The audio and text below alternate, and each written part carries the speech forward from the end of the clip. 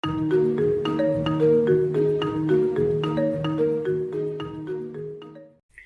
lanjutkan belajar tentang dasar pemrograman menggunakan C#. Pada video yang ke-18 kita akan belajar tentang fungsi atau metode. Kita ke VS Code-nya. Kita buka VS Code-nya. Kemudian seperti biasa kita siapkan foldernya, new folder. Kita akan beri nama V18 atau video 18. Berikutnya kita akan masuk ke dalam folder menggunakan terminal. Kita masuk cd V18. Kemudian kita siapkan projectnya .NET new console, kita enter, kita tunggu sampai filenya sudah disiapkan oleh .NET. Berikutnya kita akan masuk ke dalam program .cs ini. Kalau kita belajar sebelumnya, kita akan lihat seperti ini. Kita Ctrl S. Kalau kita jalankan, maka hasilnya adalah di sini. Konsol di sini ada Hello World. Yang tampil adalah Hello World seperti ini. Nah, kemudian kita akan belajar untuk membuat tempat untuk ini. Jadi fungsi itu adalah kontainer atau wadah.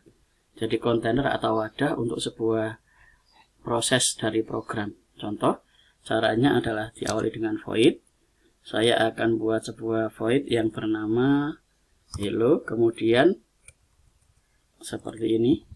Kemudian diikuti dengan buka kurung tutup kurung dan kurung kurawal buka kurung kurawal tutup. Jadi wadahnya seperti ini. Jadi void, kemudian ini nama dari kontainernya atau wadahnya, kemudian ada buka kurung tutup kurung. Nah, perhatikan ciri-cirinya. Fungsi selalu mempunyai ciri-ciri buka kurung tutup kurung. Nah, ini ciri utama dari fungsi setelah nama fungsi. Jadi nama fungsi diikuti dengan buka kurung tutup kurung, baru kemudian ini batasannya. Jadi kurung kurawal ini batas dari rumahnya atau kontainernya. Sekarang Hello World ini akan kita pindahkan, kita Ctrl X, kemudian kita pindahkan ke dalam sini Ctrl V, supaya ini tahu di dalamnya, kita tab ke dalam. Jadi ini supaya kita jelas bahwa isinya ini ada di dalam wadah void hello. Kita Ctrl S, kemudian kita jalankan, kita akan tunggu dan di sini keluar bahwa never use hello is declared but never use. Jadi ini tidak tampil apa-apa. Kenapa? Karena kita belum memanggil dari nama kontainernya. Berarti kita harus memanggil dulu. Cara manggilnya adalah hello, kemudian buka kurung tutup kurung seperti ini untuk menandakan bahwa ini adalah sebuah fungsi. Cirinya ada buka kurung tutup kurung. Kita Ctrl S, kemudian kita coba jalankan. Kita akan lihat hasilnya adalah ketemu Hello World. Jadi kita harus memanggil bungkusnya atau wadahnya supaya ini bisa dijalankan. Saya akan ambil sebuah contoh lagi. Yang ini saya komen dulu. Jadi manggilnya ini saya komen supaya tidak tampil. Berikutnya saya akan buat lagi sebuah void tambah seperti ini. Jadi tambah, kemudian seperti ini. Kemudian saya akan buat sebuah integer A sama dengan 5. Kemudian integer B sama dengan 2 seperti ini. Kemudian saya akan buat lagi integer C sama dengan A ditambah dengan B. Kemudian hasilnya akan saya tampilkan di dalam console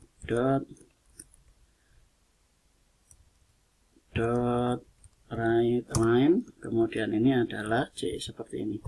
Kemudian kita Ctrl S dan yang ini kita panggil dari kontainernya. Jadi kita panggil kontainernya, kita Ctrl S, kemudian kita jalankan. Kita akan lihat hasilnya seperti ini. Hasilnya adalah 7. Jadi ini dikasih peringatan warning bahwa hello, kita mempunyai sebuah fungsi yang namanya hello sudah dibuat tapi tidak digunakan. Sementara yang digunakan ini adalah yang untuk tambah isinya, di mana 5 ditambah 2, hasilnya disimpan di variabel C, kemudian hasilnya ditampilkan. Nah, ini kita sudah bisa membuat sebuah wadah untuk tambah ini. Kita juga bisa menggunakan fungsi untuk yang lain. Prinsipnya fungsi itu adalah wadah untuk sebuah proses. Jadi prosesnya sudah kita pelajari. Sekarang kita masuk ke kontainer atau wadah-wadahnya. Jadi materi berikutnya akan berisi penjelasan tentang membuat sebuah kontainer atau wadah-wadah. Ini contohnya kita membuat sebuah wadah hello dan membuat sebuah wadah tambah. Nah, wadah ini dalam program disebut dengan fungsi. Nah, fungsi itu cirinya adalah buka kurung tutup kurung. Nah, setiap fungsi supaya bisa jalan harus dipanggil, bukan hanya dibuat. Jadi fungsi ini sebagai pembungkusnya atau sebagai wadahnya atau sebagai kontainernya, baru nanti dipanggil di dalam sini. Itu caranya. Kemudian materinya ini berikutnya adalah tugas. Saya akan berikan tugasnya adalah, nah ini jelaskan fungsi kontainer atau wadah dalam kehidupan sehari-hari. Jadi banyak wadah, misalnya ya seperti tas itu wadah untuk buku. Jadi kita punya kontainer wadah. Jadi contohnya adalah tas untuk buku. Kemudian kita juga punya lemari untuk pakaian. Jadi ada contohnya lagi. Misalnya kita punya rak. Nah, rak itu bisa untuk rak sepatu, bisa untuk rak buku. Nah, itu adalah contoh-contoh dari kontainer atau wadah. Kemudian berikan fungsi kontainer sebagai wadah. Jadi fungsi kontainer sebagai wadah atau tempat untuk menyimpan sesuatu. Misalnya yang tadi tas itu untuk menyimpan buku, tas juga bisa untuk menyimpan baju. Nah, lemari juga fungsinya untuk penyimpanan.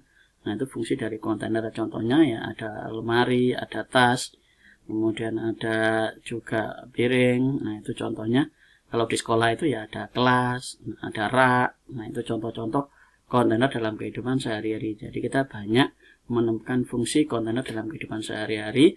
Fungsinya kontainer itu untuk supaya wadah-wadah agar tidak berantakan, agar tidak mudah diatur. Jadi fungsinya itu biar isinya itu gampang diatur, jadi gampang dikelola. Jadi kalau misalnya ada apa-apa, kita tinggal cari wadahnya. Contohnya kalau di sekolah itu ada kelas-kelas supaya gampang carinya. Misalnya siswa yang bernama Budi ada di kelas berapa, kita gampang carinya, gampang ngelolanya. Itu fungsi dari kontainer atau wadah. Nah, berikutnya yang ketiga, buat program menggunakan metode. Saya akan berikan contoh programnya. Ini adalah contoh dari penggunaan fungsi. Jadi saya membuat console.write, kemudian input bilangan A, kemudian ini dimasukkan dalam variabel A. Karena dia integer, dia harus kita konversikan ke integer.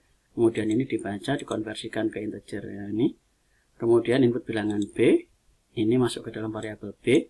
Kemudian di CA ditambah B, baru kemudian ini kita tampilkan menggunakan model seperti ini. Jadi ini A, variabel A ditambah dengan variabel B, hasilnya adalah sama dengan C. Jadi ini hasilnya tampilkan ke dalam sini.